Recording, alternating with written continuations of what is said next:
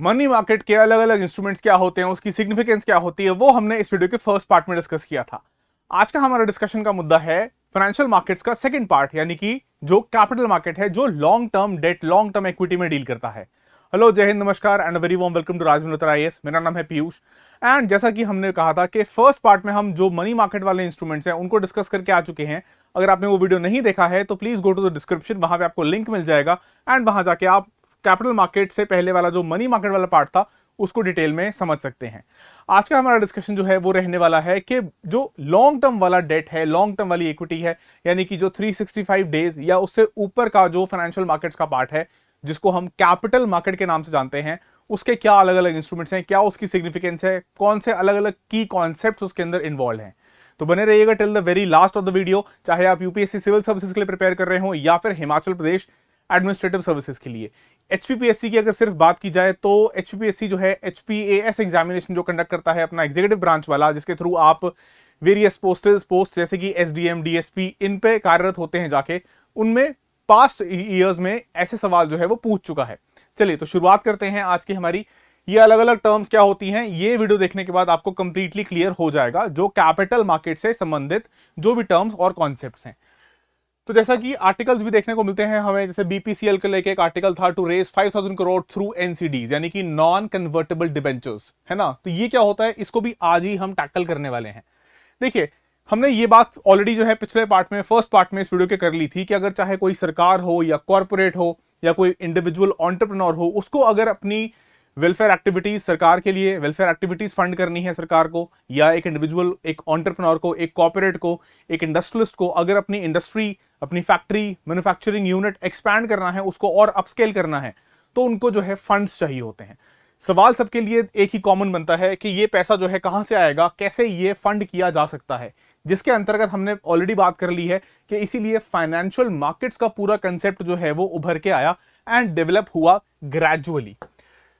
तो फिर इसमें जो अगली बात निकल के आती है कि फाइनेंशियल मार्केट के अंदर एक तो हम बोलते हैं कि जो फंड सरप्लस लोग हैं वो फंड स्टार्व्ड, यानी कैश डेफिसिट जो हैं उनको पैसा मुहैया करवाते हैं, और इसके अंदर जो इंटरमीडियरी का रोल प्ले करता है उस मार्केट सिस्टम को हम कहते हैं फाइनेंशियल मार्केट्स, जो मीडिएट करता है बिटवीन जिनके पास पैसा अधिक है टू दोज जिनके पास पैसा चाहिए, जिनको जो फंड्स के लिए स्कार्सिटी फील करते हैं या फंड्स स्कार्स हैं जो, है ना, और बदले में जो है वो रिटर्न्स के तौर पे इंटरेस्ट कमाते हैं, या अगर वो कैपिटल मार्केट का इक्विटी का पार्ट है तो फिर डिविडेंड्स कमाते हैं, जो हम समझेंगे एग्जैक्टली आज के इस वीडियो में कि होता क्या है डिविडेंड्स और ये ऐसी अलग अलग टर्म्स। चलिए, तो फाइनेंशियल मार्केट की डेफिनेशन जो है, आई होप आपने फर्स्ट पार्ट में देख ली है, नहीं देख ली है तो नहीं देखी है तो यहां पे मैंने आपके लिए अटैच कर दी है कि वो पार्ट, वो हिस्सा मार्केट का जहां पे फंड्स जो हैं ट्रांजैक्ट होते हैं या फिर फंड्स का ट्रेड होता है, पैसे का लेन देन होता है, फंड सरप्लस और फंड स्कार्स इंडिविजुअल्स या फिर ग्रुप्स के बीच में, वो एक बेसिकली फाइनेंशियल मार्केट होती है, जिसका हमने शॉर्ट टर्म वाला पार्ट देख लिया था, जिसको हम बोलते हैं मनी मार्केट। एंड जो आज का हमारा डिस्कशन है लॉन्ग टर्म वाला, वो है हमारा कैपिटल मार्केट, जहां पे 365 दिन से ऊपर के लिए मैच्योरिटी पीरियड जो हैं वो होते हैं। This is the area of interest आज का जो हमारा है लॉन्ग टर्म फाइनेंशियल मार्केट, है ना। 364 से ऊपर 364 तक जो है हमने कहा था कैपिटल मार्केट नहीं होगा, मनी मार्केट होगा, शॉर्ट टर्म वाला होगा। 365 या फिर 365 से ऊपर चला जाएगा, जिसको हम बोलते हैं कैपिटल मार्केट। चलिए, before we get into capital market exactly, एक बात आपको पहले समझनी होगी कि दो टर्म्स हम यूज करते हैं, डेट और इक्विटी, इनके बीच का अंतर क्या होता है। देखिए, जब भी किसी कॉर्पोरेट को या किसी भी सरकार को फंड्स रेज करने हैं तो उसके पास दो ऑप्शंस रहते हैं। पर्टिकुलरली हम जनरली बोलते हैं कि कैपिटल मार्केट के अंदर हम दो चीजें देखते हैं, एक है डेट, दूसरा है इक्विटी।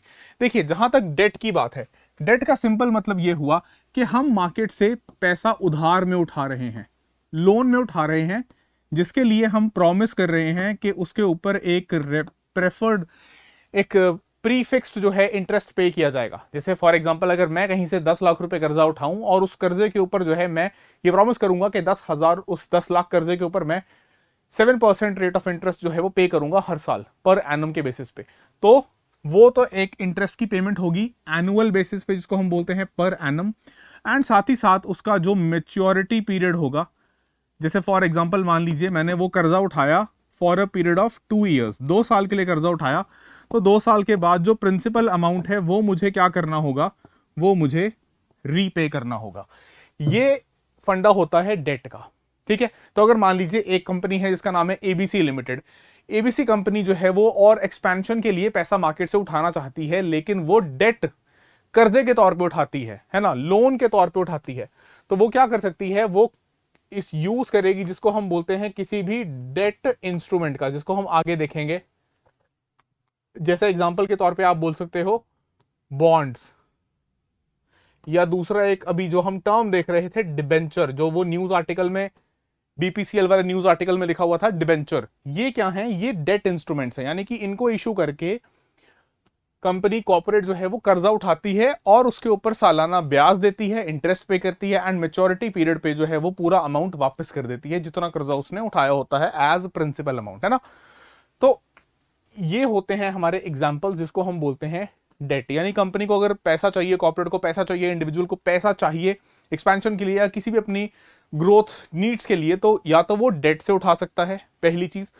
नहीं तो जो दूसरा मेजर ऑप्शन बचता है वो होता है इक्विटी। इक्विटी का मतलब क्या हुआ, जैसे हमने मान लीजिए एबीसी कंपनी जो है, कोई भी कंपनी हो सकती है, एबीसी कंपनी ने क्या किया, इसने अपने शेयर्स इशू किए।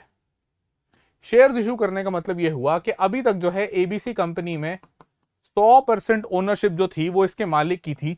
लेट्स सपोज मिस्टर वाई, इनकी 100% जो है ओनरशिप थी। अब इन्होंने कहा कि मुझे जो है I want to raise money, कहां से, मार्केट से, और मैं इक्विटी का इंस्ट्रूमेंट यूज करना चाहता हूं। यानी कि ये अज्यूम करते हैं कि 10% अपनी ओनरशिप जो है वो डाइल्यूट करते हैं, 10% शेयर्स मार्केट में इशू करके। तो इनकी ओनरशिप 100% से डाइल्यूट हो जाएगी, यानी कि 100% से नीचे गिर के 90% पे आ जाएगी। 10% शेयर्स इन्होंने ऑफर कर दिए पब्लिक को, लेट्स सपोज फॉर ₹1 करोड़, 10%। अब जिसने जितने परसेंट लेना है वो अकॉर्डिंगली इसमें जो है इन्वेस्ट करके पैसा और शेयर जो है वो खरीद लेगा। तो मान लीजिए इधर कोई व्यक्ति है मिस्टर जेड, इसने पूरे के पूरे 1 करोड़ जो है वो दे दिए मिस्टर वाई की कंपनी को, एंड बदले में 10% जो है वो शेयर्स ले लिए। तो अब जो मिस्टर जेड है यहाँ पे, ये 10% के ओनर हो गए एबीसी कंपनी में, और 1 करोड़ रुपया जो है वो आ गया मिस्टर वाई के पास, जो अब ये पैसा अपने अकॉर्डिंग अपनी नीड्स के लिए, अपनी कंपनी को एक्सपैंड करने के लिए यूज कर सकते हैं। लेकिन इसमें कोई भी डेट वाली बात नहीं है, इसमें कोई इंटरेस्ट नहीं है, इसमें कोई रीपे करने की ये पैसा ऑब्लिगेशन नहीं है कि साल के बाद पैसा वापस आएगा। अगर मान लीजिए मिस्टर जेड को लगता है कि उनको पैसा चाहिए, तो वो ये 10% शेयर्स एबीसी कंपनी के आगे सेल कर सकते हैं, और अगर कंपनी अच्छा परफॉर्म कर रही होगी तो हो सकता है 1 करोड़ की जगह उनको 1.25 करोड़ या 1.5 करोड़, डिपेंडिंग अपॉन के मार्केट कैसा है, कितनी जो ये कंपनी है एबीसी लिमिटेड कितना अच्छा परफॉर्म कर रही है, इसकी ग्रोथ कैसे हो रही है, तो वो सारा कुछ हो जाएगा कि मिस्टर जेड जो है वो इक्विटी इंस्ट्रूमेंट यूज करके, शेयर्स यूज करके एबीसी कंपनी में उन्होंने इन्वेस्ट किया, और 10% के वो हिस्सेदार हो गए, प्रॉफिट के भी एंड लॉस के भी। अगर कंपनी मुनाफे में जाएगी तो 10% के हिसाब से, उतने प्रोपोर्शन के हिसाब से मिस्टर जेड को फायदा पहुंचेगा। तो ये हम कह सकते हैं एक बेसिक डिफरेंस है बिटवीन डेट एंड इक्विटी।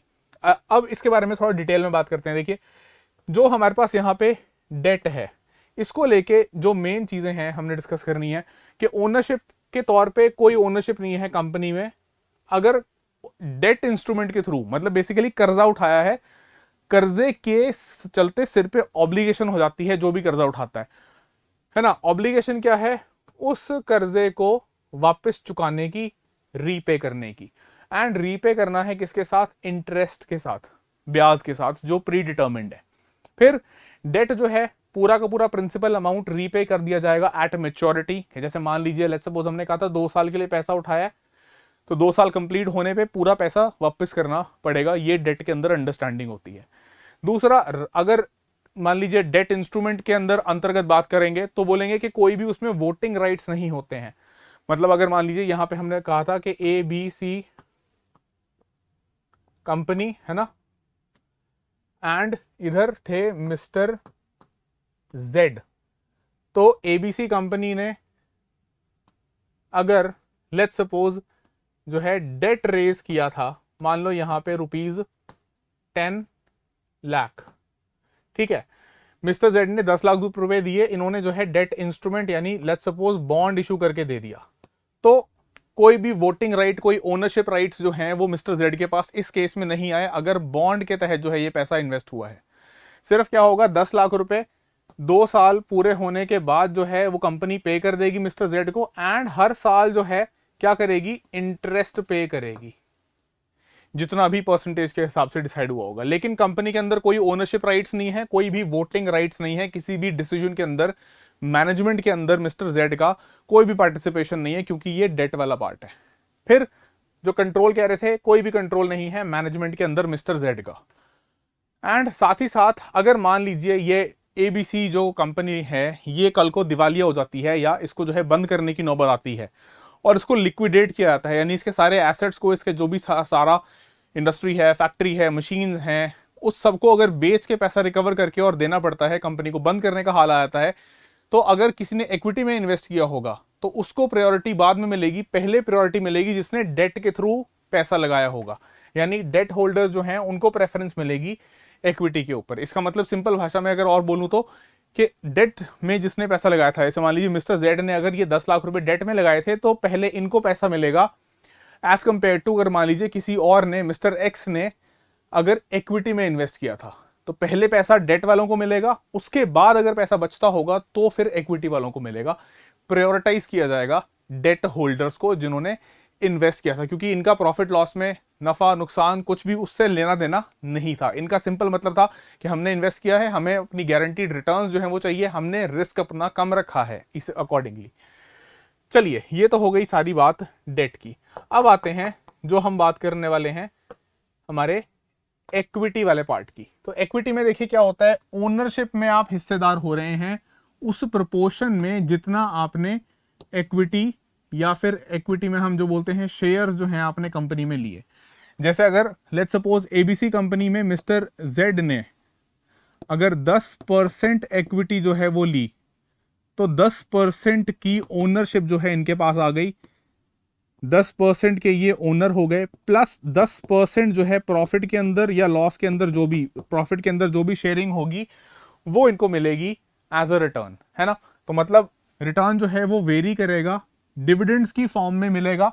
लेकिन वेरिएबल क्यों बोल रहे हैं हम, क्योंकि जैसा कंपनी परफॉर्म करेगी, लेट्स सपोज अगर 10 करोड़ का प्रॉफिट है, या 50 करोड़ का प्रॉफिट है, या मान लीजिए 75 करोड़ का प्रॉफिट है, तो उस प्रॉफिट के अनुसार 10% का जो अमाउंट बनेगा वो मिल जाएगा इनको बतौर डिविडेंड। तो ये वेरी करेगा, कंपनी जितना अच्छा परफॉर्म कर रही होगी उसके अकॉर्डिंग 10% जो है वो नंबर एब्सोल्यूट टर्म्स में बड़ा हो जाएगा, ठीक है। तो वो हो जाएगा इनका रिटर्न।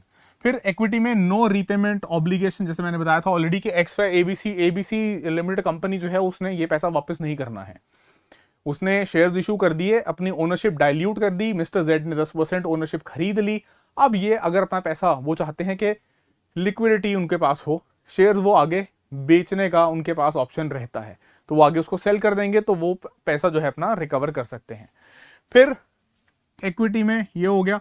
राइट्स में देखो, जनरली जो शेयर होल्डर्स या इक्विटी होल्डर्स होते हैं उनके पास वोटिंग राइट्स होते हैं। वोटिंग राइट्स का मतलब है जब कंपनी के मैनेजमेंट में कोई भी डिसीजन मेकिंग हो रही है, उस डिसीजन मेकिंग में इनको वोट करने का राइट मिलता है। एंड इसी के साथ इनके पास कुछ कंट्रोल भी होता है ना, कि ये डिसीजंस को इन्फ्लुएंस कर सकते हैं। तो they have voting rights, they can influence decision making in the company, क्योंकि इनके पास वोटिंग राइट्स होते हैं। तो ये मोटा मोटा डिफरेंस होता है between equity and between debt. I hope ये इतना समझ में आप लोगों को आ गया है, क्योंकि ये हमें आगे यूज करना है, तो मैंने स्टार्टिंग में ही जो है इसको क्लियर कर दिया। अच्छा, लास्ट बात के प्रायोरिटी में जो इक्विटी वाले लोग हैं वो सबऑर्डिनेट होते हैं डेट होल्डर्स के। यानी कि अगर मान लीजिए कंपनी जो है उसको लिक्विडेट करना पड़ा, उसका दिवालिया निकल गया, उसको बेच के जो है पैसे रिकवर करने पड़े। मान लो इधर डेट वाले जो थे उनका 10 करोड़ था टोटल, इनका जो है लेट्स सपोज 50 करोड़ था, ठीक है। कंपनी जब लिक्विडेट हुई तो ये टोटल 60 करोड़ था, लेकिन लेट्स सपोज 40 करोड़ ही निकल के आ पाया। तो पहले ये 10 करोड़ जाएगा, बचेगा कितना यहाँ पे 30 करोड़, ये 30 करोड़ फिर इधर वापस आएगा। तो मतलब कुछ लोगों को नुकसान होगा, क्योंकि 20 करोड़ इसमें कम पड़ रहा है। ठीक है, तो यहां हमने क्या बोल दिया कि इक्विटी वाले जो इक्विटी होल्डर्स हैं वो सबॉर्डिनेट होते हैं डेट होल्डर्स को। डेट होल्डर्स को प्रायोरिटी पे रखा जाता है क्योंकि उनका रिस्क में कोई पार्टिसिपेशन नहीं था। इक्विटी वालों का क्योंकि रिस्क में पार्टिसिपेशन था, ज्यादा मुनाफा कमाएगी कंपनी, ज्यादा प्रॉफिट कमाएगी तो इनको ज्यादा डिविडेंड मिलेगा। लेकिन डेट वालों का ऐसा नहीं था, तो इन्होंने क्योंकि रिस्क कम रखा था इसलिए इनको प्रायोरिटी दी जाती है अगर ये स्टेज आ जाए कंपनी को दिवालिया करके या कंपनी को लिक्विडेट करने की। चलिए, यहां तक आई होप चीजें जो हैं क्लियर हैं। अब आते हैं इंडियन कैपिटल मार्केट पे। तो ये बेसिक बात हम इतनी तो समझ ही चुके हैं कि ये लॉन्ग टर्म फाइनेंशियल मार्केट है किसी भी इकोनॉमी का। लॉन्ग टर्म का सिंपल मतलब क्या हुआ कि 365 दिन या उससे ज्यादा। क्यों? क्योंकि 364 दिन तक, 364 डेज तक तो हमने कहा था ये वाला हमारा जो फाइनेंशियल मार्केट है वो है शॉर्ट टर्म वाला। यहां मैं लिख देता हूं अप टू, ये 364 से ऊपर नहीं जा सकता। अप टू 364 डेज हमने कहा था शॉर्ट टर्म वाला है, यानी कि ये है जिसको हम कहते हैं मनी मार्केट। 364 से ऊपर जैसे ही चला गया 365 पे, ये कन्वर्ट हो गया दूसरे पार्ट में, यानी कि फाइनेंशियल मार्केट का सेकंड पार्ट कैपिटल मार्केट जो हम डिस्कस कर रहे हैं इस वक्त। चलिए, तो फिर सबसे पहली बात, अगर एक बेसिक इंट्रोडक्शन जो है वो बिल्ड किया जाए, वो लिया जाए कि कैपिटल मार्केट जो है उसको हम कहते हैं एक तो लॉन्ग टर्म फाइनेंशियल मार्केट।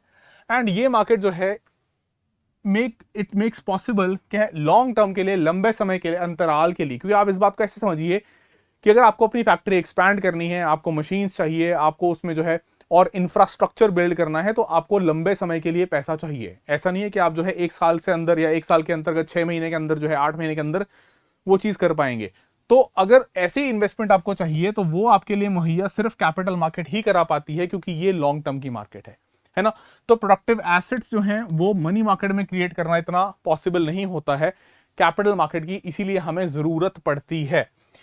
तो जो दुनिया की अलग अलग इंडस्ट्रियलाइजेशन जो स्टार्ट हुई अलग अलग जगहों पे, वहां पे कैपिटल मार्केट साथ साथ डेवलप होता चला गया, इसीलिए वो इंडस्ट्रियलाइज हो पाए लॉन्ग टर्म की उनकी जो पैसे की नीड्स थी उनको पूरा करते हुए, है ना। तो across the world banks emerge हुए as the first and foremost segment के, बैंक्स ने पैसा देना शुरू किया।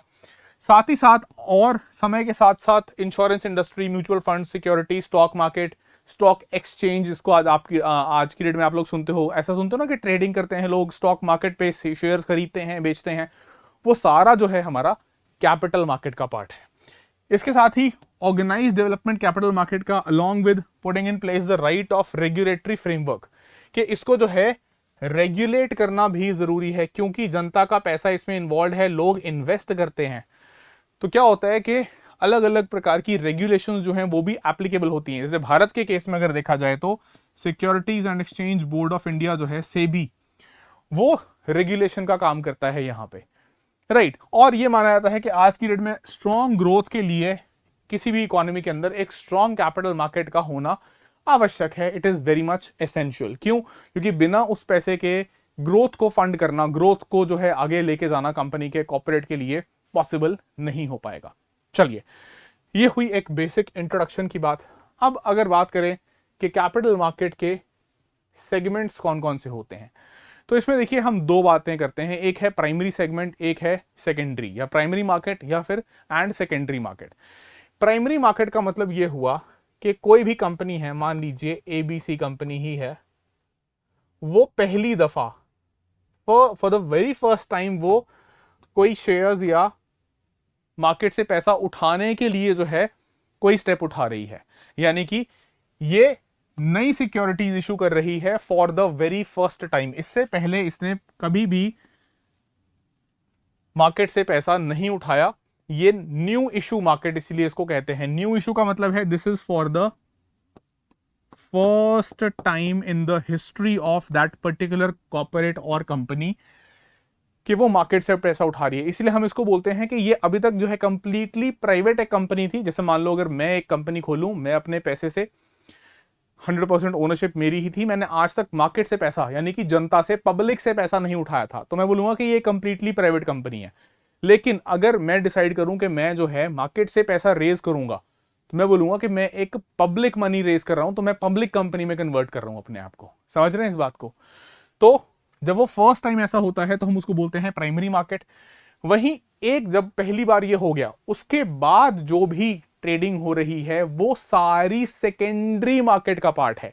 दैट इज कि this is market where existing securities जो हैं, दे आर सोल्ड और बॉट, के उनको खरीदा या बेचा जाता है among investors without involvement of the issuing company. कि अब इस कंपनी का रोल नहीं है, मान लीजिए मेरी कंपनी ने 10% शेयर्स इशू किए, आपने खरीद लिए, आपने किसी आगे अपने दोस्त को बेच दिए, आपको लगा कि आज आपको अच्छा मुनाफा कमाने को मिल रहा है, आपने उसको सेल किया, अपना प्रॉफिट बुक किया एंड शेयर्स बेच दिए, तो वो होगा सेकेंडरी मार्केट में इन्वेस्टर्स के बीच में without involving the issuing company. Issuing company हमारे एग्जांपल में जैसे एबीसी कंपनी है ना, तो इसको स्टॉक मार्केट या स्टॉक एक्सचेंज बोलते हैं, जहां पे ये सारा ट्रेडिंग या सेलिंग एंड परचेजिंग होता है सेकेंडरी मार्केट में इन्वेस्टर्स के बीच में। ठीक है, ओपनिंग बेसिक जो इसके बीच में डिफरेंस है। चलिए अब देखिए डिटेल में कुछ पॉइंट्स देख लेते हैं। तो प्राइमरी मार्केट हमने इसलिए क्या बोल दिया, न्यू इशू मार्केट, पहली दफा इशू हो रहा है। Second, deals with issuance of new securities to the public for the first time. फिर ये सिक्योरिटी जो है सेल की जाती हैं बाय द इशूअर, चाहे कंपनी है, गवर्नमेंट है, टू रेज फंड्स, किससे, फ्रॉम द पब्लिक। ठीक है, तो प्राइमरी मार्केट ट्रांजैक्शन हेल्प करती है कंपनी को पैसा रेज करने के लिए, अपने बिजनेस ऑपरेशंस को, एक्सपेंशन को फंड करने के लिए, बढ़ोतरी करने के लिए अपने बिजनेस की। फिर प्राइसेस ऑफ सिक्योरिटी जो है वो मार्केट में कैसे डिटरमिन होते हैं, जैसे मान लीजिए लेट्स सपोज कि आपने जोमेटो का सुना होगा कि जोमेटो जो है उसने डिसाइड किया कि वो पहली दफा जो है अपने सिक्योरिटीज इशू करेगी मार्केट के अंदर, प्राइमरी मार्केट में, मतलब पहली दफा जो है वो अपने शेयर्स इशू करेगी। तो उस वक्त क्या हुआ, बहुत सारे लोगों ने जो है उसमें इन्वेस्ट करने के लिए सब्सक्राइब करने की कोशिश करी। तो क्या हुआ कि अगर एग्जांपल के तौर पे मान लो 100 रुपए का उन्होंने कहा था कि हमारा एक शेयर होगा, लेकिन क्योंकि ज्यादा लोगों ने सब्सक्राइब किया तो वो 100 रुपए से प्राइस बढ़ के हो सकता है 150 रुपए हो जाए, 200 रुपए हो जाए या 300 रुपए हो जाए। मतलब जितने वो चाह रहे थे, जितनी वो उम्मीद कर रहे थे, सॉरी, उससे ज्यादा लोगों ने इंटरेस्ट शो किया, है ना। तो ये जो प्राइस होता है कि कितने दाम पे सिक्योरिटीज जो है वो लिस्ट हो रही है या फर्स्ट टाइम बेची जा रही है, वो डिटरमिन किया जाता है bye the issuer based on market demand and supply. कि जैसे example include initial public offering. Initial देखो नाम ही यहां पे क्या लिखा हुआ है, इनिशियल। इनिशियल का मतलब क्या हुआ, for the very first time ऐसा हो रहा है ना। कि initial public offering, rights issues and private placements, तो ये पहली दफा जो है पैसा ऐसे मार्केट से, पब्लिक से जो है कंपनी या कॉर्पोरेट उठा रहा है, तो उसको हम बोल रहे हैं they are dealing in the primary market. I hope ये इतना समझ में आ गया है। इसके अगर आप चाहो तो साथ साथ फ्लो चार्ट्स, क्विक नोट्स जो है वो बाद में बना लीजिएगा। चलिए फिर दूसरी तरफ जब हम बात करते हैं, हम बोलते हैं कि अब सेकेंडरी मार्केट क्या होता है, जिसको हम स्टॉक एक्सचेंज या सेकेंडरी मार्केट बोलते हैं। अब जो शेयर्स पहली बार सेल हुए, किसी ने खरीदे, वो जब आगे किसी को सेल करेगा, कोई परचेज करेगा, तो वो ट्रांजैक्शन कहलाई जाएगी सेकेंडरी मार्केट की ट्रांजैक्शन। यानी कि सिक्योरिटीज आर बॉट या सोल्ड इन्वेस्टर्स के बीच में without involvement of the issuer. यानी कि जैसे हमने यहां पे कहा था, मान लीजिए एबीसी कंपनी, अब ये एबीसी कंपनी इस वक्त यहां पे कोई भी इस ट्रांजैक्शन के अंदर इन्वॉल्वमेंट नहीं है उसका।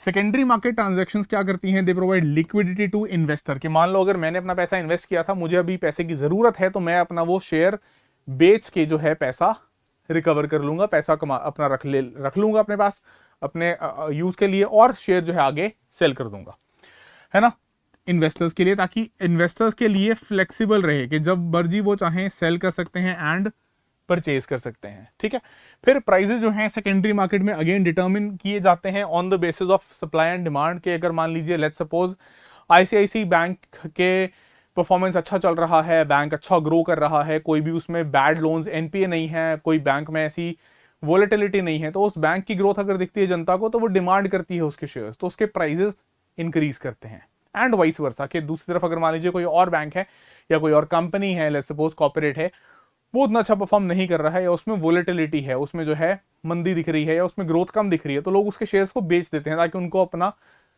ग्रोथ पे फर्क ना पड़े, तो उसके प्राइसेस जो है फिर वो नीचे आने शुरू हो जाते हैं क्योंकि डिमांड नहीं है। तो एग्जांपल जैसे stock exchange, over the counter market, electronic trading platforms, जिसके थ्रू ये खरीद फरोख्त होती है सेकेंडरी मार्केट के अंदर। जैसे आप लोगों ने भी नाम सुना होगा अलग अलग प्लेटफॉर्म्स का, है ना।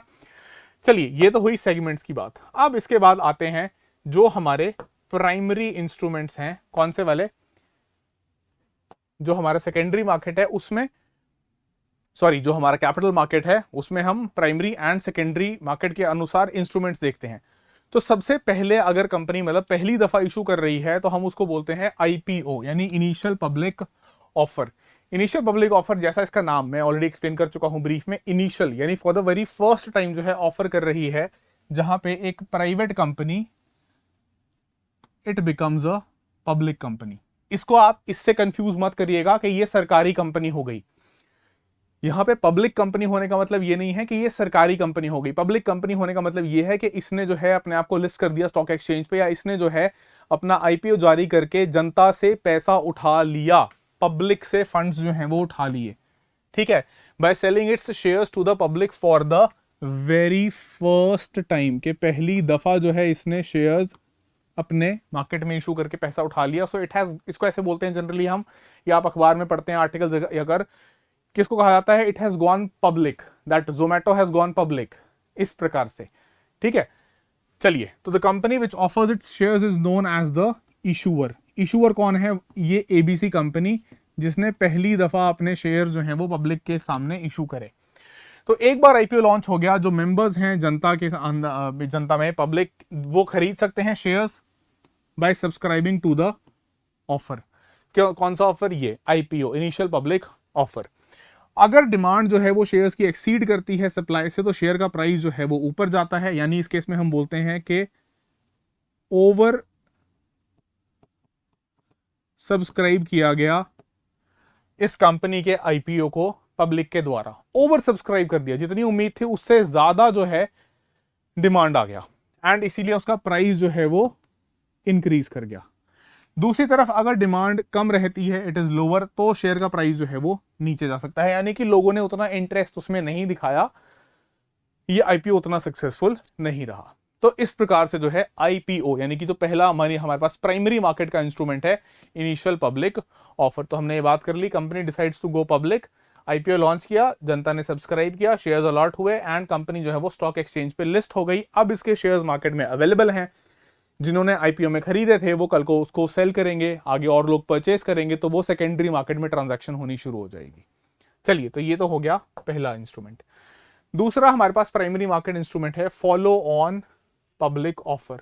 अब देखिए, ये एफपीओ का मतलब क्या होता है कि अगर मान लीजिए कंपनी और एडिशनल पैसा जो है वो रेज करना चाहती है ना, एडिशनल पैसा मतलब आईपीओ उसका हो चुका है, तो अब इनिशियल के बाद हम बोलते हैं फॉलो ऑन। इनिशियल हो चुका, पहली दफा वाला हो चुका, अब उसके बाद आगे फॉलो ऑन हो रहा है FPO, follow on public offer, जिसमें क्या होता है, एक again public company raises additional capital by issuing new shares. अब देखो, हमने यहां पे वर्ड क्या यूज किया, पब्लिक कंपनी, हमने यहां पे प्राइवेट कंपनी वर्ड नहीं यूज किया, क्योंकि ऑलरेडी आईपीओ हो चुका है ना। एडिशनल कैपिटल रेज कर रही है by issuing new shares to the public. अगर मान लो पहले उसने 10% आईपीओ में शेयर्स इशू किए थे, अब हो सकता है वो 15% और शेयर्स जो है वो कंपनी जो है वो पब्लिक में इशू कर रही है, जनता के सामने सब्सक्रिप्शन के लिए ऑफर रख रही है। तो एफपीओ को हम क्या बोल रहे हैं, एफपीओ जो है वो आईपीओ से इसीलिए डिफरेंट है, क्योंकि आईपीओ में एक प्राइवेट कंपनी जो है वो पब्लिक कंपनी बनती है फॉर द फर्स्ट टाइम, जब वो इशू करती है शेयर्स टू द पब्लिक।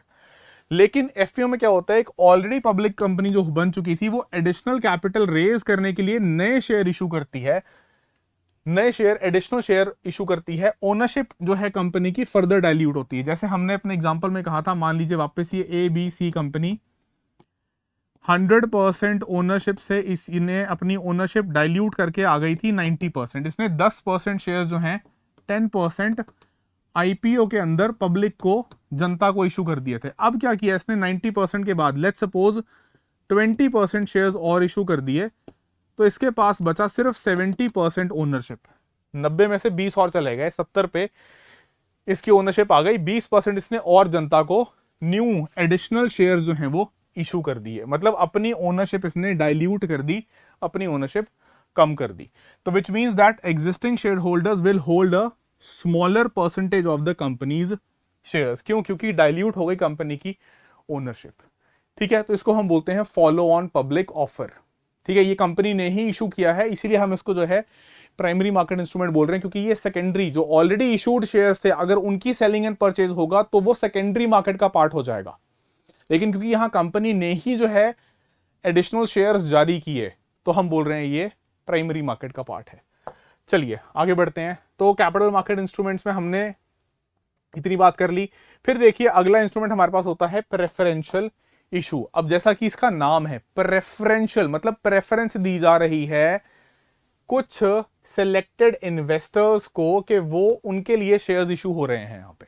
मतलब ये एक ऐसा मेथड है जहां पे कंपनी जो है वो जल्दी से फटाक से क्विकली जो है एफिशिएंटली जल्दी कैपिटल रेज करना चाहती है, तो वो कुछ सिलेक्टेड इन्वेस्टर्स के लिए प्रेफरेंशियल इशू लेके आती है।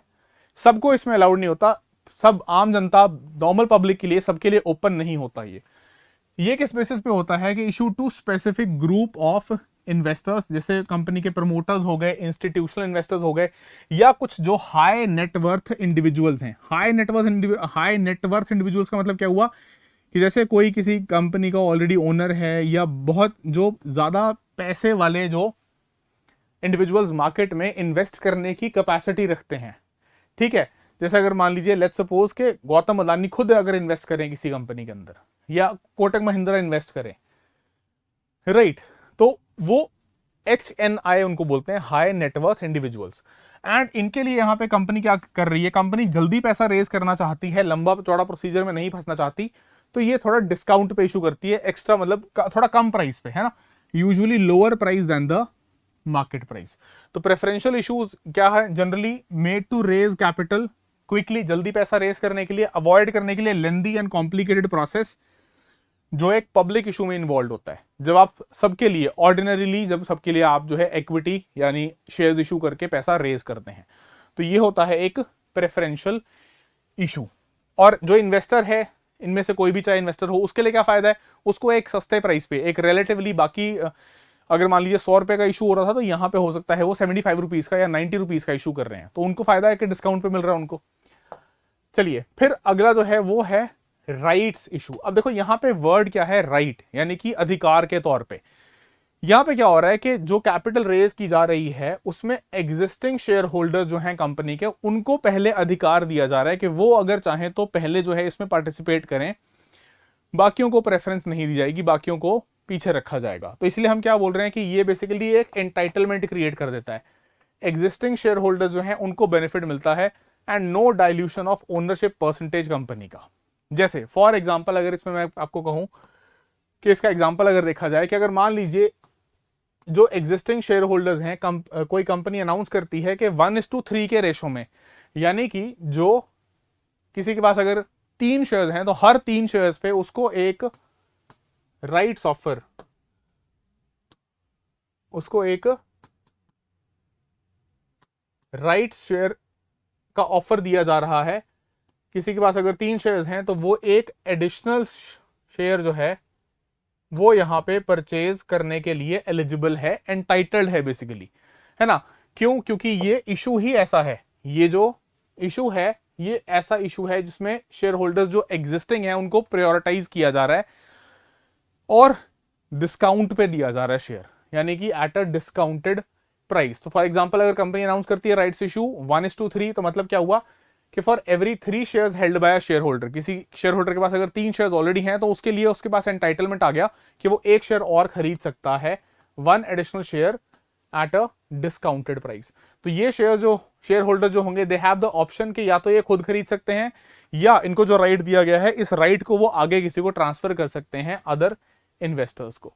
तो जो ये डिस्काउंटेड प्राइस ऑफर किया जाता है इन शेयर होल्डर्स को, ये यूजुअली कम होता है than the current market price. इसीलिए हम कह रहे हैं कि इनको एंटाइटलमेंट मिल रही है कि क्योंकि आपने पहले भी इस कंपनी के ग्रोथ के लिए फंड किया था, आप एग्जिस्टिंग शेयर होल्डर हैं, तो आपको यहां पे प्रेफरेंस दी जा रही है ओवर अदर्स, है ना। तो ये एक अट्रैक्टिव इन्वेस्टमेंट अपॉर्चुनिटी बनता है उन एग्जिस्टिंग मौजूदा शेयर होल्डर्स के लिए। तो इसको हम बोलते हैं राइट्स इशू। चलिए फिर फर्दर, अब ये प्राइमरी मार्केट वाले जो इंस्ट्रूमेंट्स हैं वो तो हमने डिस्कस कर लिए। अब कैपिटल मार्केट के अंदर जब क्या हो रहा है कि after the first time, second, third, fourth and so on and so fourth, जब बाय एंड सेल कर रहे हैं अमंग इन्वेस्टर्स, तो वो सारी ट्रांजैक्शंस हो रही हैं सेकेंडरी या फिर स्टॉक मार्केट के अंदर। सेकेंडरी मार्केट बोलते हैं या फिर स्टॉक एक्सचेंज, स्टॉक मार्केट बोल देते हैं। तो आप उससे रिलेटेड जो इंस्ट्रूमेंट्स हैं उनके बारे में बात करते हैं। तो जैसे पहला हमारे पास है यहाँ पे जिसको हम कह रहे हैं दैट इज शेयर्स ही हो गए अपने आप में, कि पहली बात तो शेयर्स जब आईपीओ के बाद जो भी काम हो रहा है, इन्वेस्टर्स खरीद रहे बेच रहे हैं, है ना, तो units of ownership in a company, तो जो owning shares in a company entitles the share holders to sell और एक तो वोटिंग राइट मिल गया उनको, रेज कैपिटल कंपनी से कर लेती है, जो हम ऑलरेडी बात करके आ चुके हैं, वही सेम बात वर्ड्स में लिखी हुई है। एंड इन शेयर्स को आगे स्टॉक मार्केट में बेचा जा सकता है, सप्लाई एंड डिमांड जैसे चल रही है उसके अनुसार उसका प्राइस जो है वो तय हो जाता है, कि अगर जो है डिमांड ज्यादा होगी किसी कंपनी के शेयर्स की तो उसका प्राइस जो है वो इंक्रीज करेगा, एंड अगर डिमांड कम होगी तो उसका प्राइस जो है वो घट जाएगा, वो डिक्रीज करेगा, है ना, अब उसके अनुसार। चलिए फिर फर्दर डिविडेंड एक टर्म यहां आपको समझनी होगी। डिविडेंड का मतलब क्या होता है कि शेयर्स के अंदर जो प्रोसेस चलता है कि अगर मान लीजिए ये कंपनी थी ABC कंपनी, इसके आपने शेयर्स खरीदे थे, इस कंपनी ने कुछ प्रॉफिट जो है वो अर्न किया, आपके पास इस कंपनी के 10% शेयर्स हैं, तो 10% आपको इस प्रॉफिट का हिस्सा मिलेगा in the form of what we technically call a dividend. ये होता है डिविडेंड, यानी कि reward for the share holders, payment जो मिलती है शेयर होल्डर्स को कंपनी के प्रॉफिट के अंदर। तो हम इसको कैसे डिफाइन करते हैं, हम बोलते हैं कि payment made by the company अपने शेयर होल्डर्स को अपने प्रॉफिट्स में से या रिजर्व्स में से। तो ये एक तरीका होता है, कंपनी डिस्ट्रीब्यूट करती है प्रॉफिट को शेयर होल्डर्स के बीच में, एंड जब कंपनी प्रॉफिट करती है it can decide to either retain the profit, या वो है डिस्ट्रीब्यूट कर सकती है 6 महीने में, साल के अंदर, वो कंपनी के ऊपर डिपेंड करता है। तो कंपनी जो है वो यूजुअली डिक्लेयर करती हैं कुछ कुछ रेगुलर इंटरवल्स पे, जैसे एक क्वार्टर में दे दिया प्रॉफिट या एनुअल बेसिस पे दे दिया, ये डिपेंड करेगा, है ना।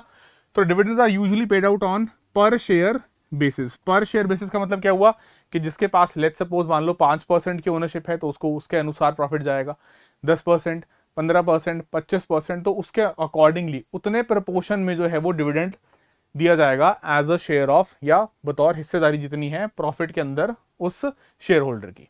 तो ये इस प्रकार से डिस्ट्रीब्यूशन जो है वो चलता है, जिसको हम टर्म को क्या बोलते हैं, डिविडेंड। ठीक है, तो ये एक और कंसेप्ट हमने समझ लिया। चलिए फिर देखिए शेयर्स की हमने बात की थी। शेयर्स में हमारे पास दो प्रकार होते हैं, इक्विटी एंड प्रेफरेंस, है ना। प्रेफरेंस की वजह से हमने बात की थी। इक्विटी में क्या है, ये वाला जो है ये एक तरीके से आप कह सकते हो जो नॉर्मल शेयर्स हैं, है ना, कि इक्विटी शेयर्स ऑर्डिनरी शेयर्स हैं, नॉर्मल शेयर्स हैं, कंपनी के अंदर आप इतना ओनरशिप ले सकते हैं, वोटिंग राइट्स मिल जाएंगे और कंपनी के प्रॉफिट में डिविडेंड का हिस्सा मिल जाएगा। प्रेफरेंस शेयर जो हैं वो एक स्पेसिफिक टाइप ऑफ शेयर हैं जहां पे एक फिक्स्ड डिविडेंड मिलेगा आपको शेयर होल्डर के होने के नाते, before any dividends are paid to equity. इन ऑर्डिनरी वालों को कोई भी प्रॉफिट का हिस्सा दिया जाए उससे पहले जिन्होंने प्रेफरेंस शेयर्स लिए हैं उनको डिविडेंड पहुंचाया जाएगा, लेकिन क्योंकि इनका रिस्क थोड़ा कम है, इनको प्रेफरेंस दी जा रही है, तो इनका डिविडेंड यहां पे क्या होगा, फिक्स होगा। जनरली इनका वेरी करेगा, प्रॉफिट ज्यादा हुआ तो इनको ज्यादा मिलेगा, इनके पास जो है वो फिक्स्ड अमाउंट में ही जाएगा। तो यहां पे हम बोलते हैं dividends are not fixed, share holders get a share in the company's profit which can vary. Preference वालों के लिए क्या है, फिक्स्ड हो जाएंगे डिविडेंड्स, यानी प्रॉफिट जितना मर्जी हो आपको इतना डिविडेंड फिक्स्ड मिलेगा ही। तो आप बोलोगे फायदा क्या है, फायदा ये है कि अगर कंपनी ने घाटा भी उठाया, अगर मान लो कंपनी को लॉस भी हुआ, तब भी जो है इसका जो डिविडेंड है वो फिक्स्ड ही मिलेगा। कि मान लो कंपनी जो है हो सकता है घाटे में भी चलेगी, लॉस में भी चलेगी, फिर भी इसको जो है अगर मान लो 5 लाख का डिविडेंड आ रहा है तो इसका फिक्स्ड उतना आएगा ही आएगा, है ना। तो they are provided regularly at a pre decided rate before any dividends are paid to the equity. के इसको कुछ दिया जाए पैसा उससे पहले इनको प्रेफरेंस दी जाएगी क्योंकि इसने प्रेफरेंस शेयर्स में इन्वेस्ट किया था। फिर इक्विटी शेयर होल्डर्स जो हैं इनके पास वोटिंग राइट्स हैं, प्रेफरेंस शेयर होल्डर्स के पास कोई वोटिंग राइट्स नहीं होते हैं कंपनी के डिसीजन मेकिंग में। ये ध्यान रखना, ये एक बहुत मेजर डिस्टिंक्शन है इन दोनों के बीच में। फिर प्रायोरिटाइजेशन इन लिक्विड में क्या, लिक्विडिटी में क्या होगा, अगर मान लो वही बेचना पड़ा, कंपनी का दिवालिया पिट गया, उसको बंद करना पड़ रहा है, लिक्विडेट कर रहे हैं, एसेट्स बेच रहे हैं, तो इक्विटी शेयर होल्डर्स जो हैं उनके पास कोई प्रायोरिटी नहीं है। प्रेफरेंस वालों का, क्योंकि नाम ही इनका प्रेफरेंस वाला, ये हम बात कर ही रहे हैं पहले से, तो इनको प्रायोरिटी दिया जाता है ना। एंड लास्टली इनका हायर रिस्क है, रिस्क ज्यादा है तो डेफिनेटली रिटर्न भी ज्यादा है, कि अगर ज्यादा मुनाफा कमाया कंपनी ने तो ज्यादा उसके डिविडेंड के तौर पे इनको पैसा मिलेगा। इनका क्योंकि रिस्क भी कम था इनका डिविडेंड फिक्स्ड है, तो इनको उतना पोटेंशियल नहीं रहता, या कह लो इनके पास उतना अपॉर्चुनिटी नहीं रहती हाइयर प्रॉफिट्स कमाने के, क्योंकि इनका वो सारा डिविडेंड फिक्स था ये प्रेफरेंस वाले इश्यूज के अंदर, प्रेफरेंस वाले शेयर्स के अंदर। राइट, आई होप इतनी बात जो है समझ में आ गई है। ये अगेन मैं कह रहा हूँ इंपॉर्टेंट है, इसको जो है नोट कर लीजिएगा। चलिए आगे बढ़ते हैं, बस फटाफट कंप्लीट करते हैं इसको। सेकेंडरी मार्केट में अगला आया हमारे पास बॉन्ड, है ना। बॉन्ड हमने बात की है, जैसे सरकार भी इशू करती है बॉन्ड, डेट वाला। अब ये अब बॉन्ड वाली जब बात आ गई तो ये इक्विटी का पार्ट नहीं है, ये डेट इंस्ट्रूमेंट है। मैं यहां पे लिख देता हूं आपकी अंडरस्टैंडिंग के लिए। जब बॉन्ड की बात आती है तो बॉन्ड जो है it is a type of debt instrument, यानी कि यहां पे क्या हो रहा है, यहां पे मार्केट से एक प्रकार का लोन उठाया जा रहा है जिसको रीपे किया जाएगा, एंड साथ में जिसके ऊपर रेगुलर इंटरवल्स पे इंटरेस्ट पे किया जाएगा। तो इसमें जो है वो इक्विटी वाली बात नहीं है, इसमें ओनरशिप वाली बात नहीं है। राइट, चलिए तो इसको समझते हैं फटाफट। तो हमने क्या बोला, जो ये वाला हमारे पास इशू है बॉन्ड्स वाला, कि ये क्या है, डेट इंस्ट्रूमेंट्स हैं। इनको कौन इशू कर सकता है, कंपनीज, सरकारें भी इशू कर सकती हैं, क्योंकि सरकार इक्विटी तो क्या इशू करेगी, है ना, शेयर होल्डिंग तो क्या देगी सरकार। लेकिन सरकार को पैसा रेज करना है तो सरकार डेट, कर्जे के तौर पे रेज कर सकती है। जहां पे जो एंटिटी बॉन्ड इशू करती है वो बोरो कर रही है पैसा, जैसे मान लो अगर लेट्स सपोज एबीसी कंपनी या let's suppose Mahindra and Mahindra कुछ बॉन्ड्स इशू करता है, गवर्नमेंट ऑफ इंडिया कुछ बॉन्ड्स इशू करती है, तो वो कर्जा उठा रही है मार्केट से, है ना। एग्जाम्पल के तौर पे हम क्या बोल रहे हैं, गवर्नमेंट बॉन्ड्स या ग्रीन बॉन्ड। गवर्नमेंट बॉन्ड में हमने क्या बोल दिया, गवर्नमेंट जो है वो इशू कर रही है, वो कर्जा उठा रही है। ग्रीन बॉन्ड एक और बॉन्ड का टाइप है। ग्रीन बॉन्ड का मतलब क्या हुआ, स्पेसिफिकली यहां जो पैसा कर्जे में उठाया जाएगा उसको इस्तेमाल करके कुछ सस्टेनेबिलिटी वाले प्रोजेक्ट के अंदर इन्वेस्ट करेंगे, यानी कि specifically issue to finance projects with environmental benefits. Right, जैसे हो सकता है कि मान लो कहीं पे सोलर प्लांट जो है वो लगाने के लिए, सोलर फोटोवोल्टेक सेल्स लगाने के लिए, या रीन्यूएबल एनर्जी का कोई, लेट्स सपोज विंड एनर्जी का कोई इक्विपमेंट या इंफ्रास्ट्रक्चर बनाने के लिए, बिल्ड करने के लिए, तो ये ग्रीन बॉन्ड का एग्जांपल हो जाएगा। ये अगेन वही सिंपल डेट वाला कॉन्सेप्ट है कि अगर मैं लिख के बता दूं तो थोड़ा सा इसको 2 मिनट में एक्सप्लेन कर देते हैं कि अगर मान लो लेट्स सपोज यहां पे गवर्नमेंट है, गवर्नमेंट ने बॉन्ड इशू किया, दिस इज द गवर्नमेंट ने इशू किया बॉन्ड, है ना, जिसको हम बोल रहे हैं अगर शॉर्ट टर्म वाला है, या चलो शॉर्ट टर्म वाला क्यों बोलना है इसको आज, क्योंकि हम कैपिटल मार्केट की बात कर रहे हैं, तो इसको जो है लेट्स से गवर्नमेंट ने जो है गवर्नमेंट सिक्योरिटी इशू किया, है ना, जीसेक इशू किया उसने, लेट्स सपोज फॉर 5 years। तो 5 साल के लिए उसने जीसेक इशू करके यहां पे जनता से जो है पैसा उठा लिया। लेट्स सपोज ये था ₹10,000 करोड़, 10,000 करोड़ की गवर्नमेंट सिक्योरिटी इशू करी 5 साल के लिए, and eight interest 7% per annum. तो हर साल 7% इस पे सरकार ब्याज देगी, जिसने भी ये खरीदी होगी गवर्नमेंट सिक्योरिटी उसको।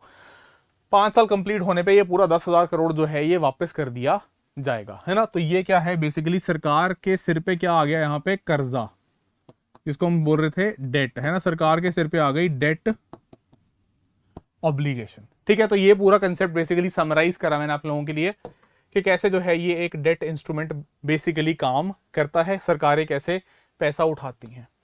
चलिए आखिरी इसमें एक एग्जांपल देख लेते हैं फटाफट, मसाला बॉन्ड। अब ये मसाला बॉन्ड जो है बेसिकली क्या हो रहा है कि हम इशू कर रहे हैं बॉन्ड, लेकिन भारत के बाहर, ऑफशोर मार्केट्स में, भारत के बाहर जाके, जहां पे क्या हो रहा है, हम पैसा तो उठा रहे हैं लेकिन बाहर अब्रॉड से जाके उठा रहे हैं, लेकिन रूपीज के अंदर, मतलब इंडियन नेशनल रूपी, ये बॉन्ड इशू किया जा रहा है रूपी के अंदर, जो पैसा उठाया जाएगा वो रूपीज में होगा, लेकिन ये अब क्या हो रहा है, ऑफशोर,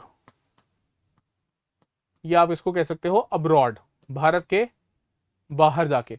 मसाला वाला वर्ड यहां बॉन्ड के आगे क्यों आया है, थोड़ा मतलब ऐसा है ना कि मसाले इंडिया में बहुत ज्यादा प्रचलित होते हैं, फेमस होते हैं, तो वो इंडिया का वो कह लो कि सिग्निफाई करने के लिए कि हाँ ये इंडिया से इशू हुआ या इंडियन बॉन्ड जो है वो इशू हो रहा है ओवरसीज मार्केट के अंदर। तो इसको हम बेसिकली क्या बोल रहे हैं, मसाला बॉन्ड, नाम मैंने बता दिया। तो ये रूपी डिनोमिनेटेड बॉन्ड होते हैं, इशूड इन ऑफशोर मार्केट, है ना। तो कोई बाहर वाला इन्वेस्टर जो है इसमें इन्वेस्ट कर सकता है in the name of masala bonds, क्योंकि टर्म जो है वो इंडियन कुजीन को रिप्रेजेंट करती है, और क्योंकि ये बॉन्ड भी इंडियन रुपीज में, भारतीय रुपए में, जनरली क्या होता है हम बाहर से कर्जा उठाते हैं तो हम फॉरेन करेंसी में उठाते हैं, जैसे डॉलर्स में उठाया, यहां पे नहीं, यहां डॉलर्स में नहीं है, यहां पे क्या है, रूपी के अंदर डिनोमिनेटेड है। तो ये इशू किए जाते हैं इंडियन कंपनीज के द्वारा to raise funds from foreign investors. And बाहर की फाइनेंशियल मार्केट्स जैसे लंदन, सिंगापुर, हांगकांग, न्यूयॉर्क, वहां पे जो है फॉरेन इन्वेस्टर्स को जो चाहते हैं भारत के बाजार में, इंडियन मार्केट में इन्वेस्ट करना, वो इंडियन मार्केट में इन्वेस्ट कर सकते हैं मसाला बॉन्ड को परचेज करके, है ना। इसका बेनिफिट क्या रहेगा कि it helps the Indian market, कि एक तो डाइवर्सिफाई कर पाते हैं वो अपने इन्वेस्टमेंट को, जो पैसा उठा रहे हैं वो सिर्फ डोमेस्टिकली नहीं उठा रहे, बाहर जाके भी उठा रहे हैं, है ना। एंड इन्वेस्टर्स जो हैं उनके लिए क्यों है कि वो, उनको अट्रैक्टिव अपॉर्चुनिटीज मिलती हैं इंडियन मार्केट में। अगर ग्रोथ है इंडियन मार्केट में, अगर उनको जो है मुनाफा दिखता है तो वो उस मुनाफे को कमा सकते हैं। हमारे लिए जो इंडियन कंपनीज इशू करती हैं उनके लिए देखो फायदा क्या होता है कि क्योंकि वो ये कर्जा उठा रहे हैं मसाला बॉन्ड के थ्रू रुपीज में, तो उनको ये डेट रीपे भी जो करना है वो रीपे भी करना है इंडियन नेशनल रूपी में। यानी कि अगर मान लो डॉलर के साथ कोई एक्सचेंज रेट का एप्रिसिएशन या डेप्रिसिएशन, एक्सचेंज रेट ऊपर नीचे होता है, तो उसका असर इसके ऊपर इंडियन कंपनी के सिर नहीं पड़ता कि उसने रुपए में उठाया था। मान लो लेट्स सपोज कि 5,000 करोड़ रुपए का कर्जा उठाया था, 5,000 करोड़ रुपए वापस कर दिए। एक्सचेंज रेट वाला सारा फंडा जो है, जो इन्वेस्टर बाहर बैठा है जिसने किया है इसमें इन्वेस्ट, उसके सिर पड़ेगा। जो बात यहां हमने लिख रखी है कि जो मेन बेनिफिट होता है भारतीय कंपनियों को मसाला बॉन्ड के अंतर्गत, वो होता है कि it helps Indian companies diversify, एक तो अपना इन्वेस्टर बेस उनका जो है सिर्फ डोमेस्टिक ना हो के बाहर से भी कुछ इन्वेस्टमेंट आ गया, and attracting foreign investment without being subject to exchange rate risk, कि अब इनके सिर पे ये जिम्मेदारी नहीं है कि रुपए को डॉलर में कन्वर्ट करके वापस जो है डेट वापस रीपे करना है, कि डेट को रीपे करना है डॉलर में कन्वर्ट करके, क्योंकि रूपी बेस्ड है। तो हमारे यहां जो ये कर्जा उठा रहा है मसाला बॉन्ड, जो इशू कर रहा है इंडियन कंपनी, उसके लिए ये बहुत बेनिफिशियल रहता है, ठीक है। तो इसको बोलते हैं मसाला बॉन्ड लास्ट इंस्ट्रूमेंट। थोड़ा सा वीडियो लंबा हो गया है, लेकिन हमने मेजरली सारे कंसेप्ट्स को कवर कर लिया है, तो आई होप आपको समझ में आ गया होगा। चलिए फटाफट डिबेंचर करते हैं एंड इसके बाद क्लोज करेंगे। देखो डिबेंचर स्टार्टिंग में हमने बात की थी, अब डिबेंचर जो है वो भी एक प्रकार का बॉन्ड ही है, डेट इंस्ट्रूमेंट ही है। बॉन्ड में बहुत सारे अलग अलग प्रकार आ जाएंगे, डिबेंचर जो है वो स्पेसिफिकली एक लॉन्ग टर्म वाला डेट इंस्ट्रूमेंट है। यानी कि जिसको हम साफ साफ यहां पे लिख के बता रहे हैं कि ये जो है ये क्या है, लॉन्ग टर्म का डेट इंस्ट्रूमेंट है, कंपनी द्वारा इशू कराया जाता है, जो लोन उठाने के लिए जो वो पे बैक करते हैं एट अ फिक्स्ड रेट। तो मतलब ये आप कह सकते हो कि एक स्पेसिफिक टाइप ऑफ बॉन्ड है। बॉन्ड अलग अलग टाइप्स के हो सकते हैं, ये एक स्पेसिफिक टाइप है जिसमें लॉन्ग टर्म के लिए पैसा उठा रहा है, जैसे 10 साल से लेकर 30 साल के बीच में हो सकता है ना। कि डिबेंचर्स जो हैं वो एक तरीका होते हैं बोरो करने का मनी फ्रॉम इन्वेस्टर्स और the public for a long period of time, अपने ऑपरेशंस को फंड करने के लिए। जैसे हमने बीपीसीएल की बात की थी, भारत पेट्रोलियम की बात की थी, तो उसने जो है वो 3,000 करोड़ जितना भी था उतना उठाया है इसी डिबेंचर्स के थ्रू, है ना। अभी इस पे आते हैं कन्वर्टेबल नॉन कन्वर्टेबल क्या होता है। तो अनलाइक इक्विटी शेयर्स, डिबेंचर जो हैं वो कोई ओनरशिप नहीं प्रदान कर रहे। क्यों? क्योंकि मैं वापस बोल रहा हूं बार बार, ये डेट का पार्ट है, डेट इंस्ट्रूमेंट का पार्ट है, ठीक है। However they do have a priority claim on companies liquidation, which means कि अगर कंपनी जो है वो दिवालिया पड़ जाता है, उसका बैंकरप्ट हो जाती है, तो डिबेंचर होल्डर्स को जो है पहले पैसा दिया जाएगा before equity share holders. Equity share holders कौन से आए, वापस याद करो, ऑर्डिनरी वाले। मैं यहां पे प्रेफरेंस वाले की बात नहीं कर रहा, मैं ऑर्डिनरी शेयर होल्डर्स की बात कर रहा हूं, ठीक है। तो ये हो गया लॉन्ग टर्म, ये साफ साफ लिखा है यहां पे, ध्यान से पढ़ लेना इसको, debt instrument issued by companies, जैसे बीपीसीएल का हमने एग्जांपल दिया था। फिर देखो इसमें जो है हमारे पास दो टाइप्स आते हैं, एक में एक क्लासिफिकेशन है सिक्योर्ड अनसिक्योर्ड, दूसरा क्लासिफिकेशन है कन्वर्टेबल नॉन कन्वर्टेबल। फटाफट इसको एक्सप्लेन कर देता हूं, लंबा हो गया ये वीडियो, बट अगर आप बने हुए अभी तक तो वेरी गुड, समझ में आपको एक ही वीडियो में सारा कंसेप्ट आ जाएगा। देखो, सिक्योर्ड का मतलब क्या है कि उसके बदले में कुछ ना कुछ गिरवी रखा गया है कंपनी के द्वारा, कुछ कोलैटरल है कि अगर मान लो मैंने डिबेंचर के थ्रू 15 साल के लिए पैसा इन्वेस्ट किया तो मेरे पास कंपनी का कुछ एसेट या कुछ जो है कोलैटरल के तौर पे कंपनी ने मुझे दिया है कि अगर कल को कंपनी डूब गई, कंपनी का दिवालिया पिट गया, उसने बैंकरप्सी जो है हाथ खड़े कर दिए कि मैं वापस नहीं कर सकता कर्जा, तो मैं उस कोलैटरल जो कंपनी ने मुझे सिक्योरिटी दी थी या कुछ भी गिरवी रखा था मेरे पास, मैं उसको बेच के अपना पैसा रिकवर कर सकता हूं। यानी कि सिक्योर्ड डिबेंचर, सिक्योर्ड है कोलैटरल के द्वारा, है ना। तो क्या बोल रहे हैं कि they are backed by some sort of collateral, जैसे कंपनी का कोई एसेट प्रॉपर्टी जो डिबेंचर होल्डर को एक, आप कह सकते हो, गारंटी या अश्योरिटी देती है कि अगर ये कंपनी कल को डूब गई तो उसके पास ये फिर भी एक सिक्योरिटी है कि ये बेचकर वो पैसा रिकवर कर सकता है ना। ऐसे ही अनसिक्योर्ड डिबेंचर्स, यहां पे कोई कोलैटरल नहीं है, ये ज्यादा रिस्की हैं। यहां पे सिर्फ आप कह सकते हो कि एक ट्रस्ट फैक्टर काम कर रहा है कि ये कंपनी जो है नहीं डूबेगी, 10 साल बाद भी आपका पैसा वापस मिल जाएगा। ठीक है, तो ये तो हो गया secured debentures and unsecured debentures. अब आते हैं आखिरी बात, जो हम बात इनिशियली आर्टिकल में कर रहे थे जहां पे लिखा था एनसीडी, नॉन कन्वर्टेबल डिबेंचर। ये क्या हो रहा है, देखो, नॉन कन्वर्टेबल एंड कन्वर्टेबल। पहली बात तो ये देखो कि डिबेंचर हमने क्या कहा था, डेट वाला पार्ट है, इक्विटी वाला पार्ट नहीं है। कन्वर्टेबल डिबेंचर जब बोल रहे हैं तो इसका मतलब है कि आपको ऑप्शन दी जा रही है कि आप डेट से इक्विटी में यानी शेयर्स में कन्वर्ट कर सकते हो। तो कन्वर्टेबल डिबेंचर अलाउ करते हैं जो भी डिबेंचर जिसने खरीदा, अगर मान लो मैंने डिबेंचर खरीद लिया, मैं एक डिबेंचर होल्डर हूं, मैंने लेट्स सपोज 10 करोड़ रुपए इन्वेस्ट किए थे, तो मैं अगर कन्वर्टेबल डिबेंचर खरीद के बैठा हूं तो मेरे पास एक ऑप्शन रहेगा, मैं अपने डिबेंचर को कन्वर्ट कर सकता हूं into equity share of the company at a pre determined rate. कि मतलब उस केस में क्या हो जाएगा कि जो भी मुझे रिटर्न मिलेगा उसका जो रेट ऑफ रिटर्न है वो फिक्स रहेगा, मुझे एक अपॉर्चुनिटी मिलेगी to participate in the company's growth potential. इसका फंडा देखो क्या हो रहा है, जब तक मेरे पास जो है सिर्फ डिबेंचर था, डिबेंचर क्या है, डेट इंस्ट्रूमेंट है, मतलब मुझे जो इंटरेस्ट मिलेगा वो इंटरेस्ट मिलेगा फिक्स्ड रेट पे, मान लो 7% पर एनम। लेकिन मुझे दिखता है कि कंपनी जो है वो बहुत अच्छा ग्रो कर रही है, लेट्स सपोज कंपनी जो है एनुअली वो ग्रो कर रही है at the rate of let's suppose 21% उसका CAGR है, कंपाउंड एनुअल ग्रोथ रेट है। तो मुझे दिख रहा है कि मैं जितना इंटरेस्ट कमा पा रहा हूं इस डिबेंचर के जरिए, उससे काफी ज्यादा मैं प्रॉफिट कमा सकता हूं अगर मैं इस डेट को, इस कन्वर्टेबल डिबेंचर को जो है ऑप्शन अपनी यूज करते हुए कन्वर्ट कर रहा हूं इस कंपनी के इक्विटी शेयर्स में। तो मैं ये डिबेंचर जो डेट का इंस्ट्रूमेंट है इसको कन्वर्ट कर रहा हूं शेयर के अंदर, लेकिन ये मैं सिर्फ तब कर सकता हूं अगर मेरे पास कन्वर्टेबल डिबेंचर है। कन्वर्टेबल डिबेंचर ही सिर्फ आपको वो ऑप्शन प्रदान करता है। ठीक है, वहीं फायदा क्या हुआ वो मैंने बता दिया आपको कि डिबेंचर को कन्वर्ट किया इक्विटी शेयर्स में, क्योंकि मुझे दिख रहा है कंपनी अच्छा ग्रो कर रही है, ज्यादा ग्रो कर रही है, तो मुझे ज्यादा रिटर्न्स मिल जाएंगे यहां पे। लेकिन अगर दूसरा नॉन कन्वर्टेबल डिबेंचर है जो वहां पे BPCL ने इशू किया था, NCD, तो उस केस में आपके पास ये ऑप्शन नहीं है कि आप इसको कन्वर्ट कर पाए, आपको यही फिक्स्ड इंटरेस्ट जो है वही मिलेगा। आप डेट को, इस डिबेंचर को जो डेट इंस्ट्रूमेंट है इसको आप इक्विटी इंस्ट्रूमेंट में यानी शेयर्स में कन्वर्ट नहीं कर सकते, you do not have that option.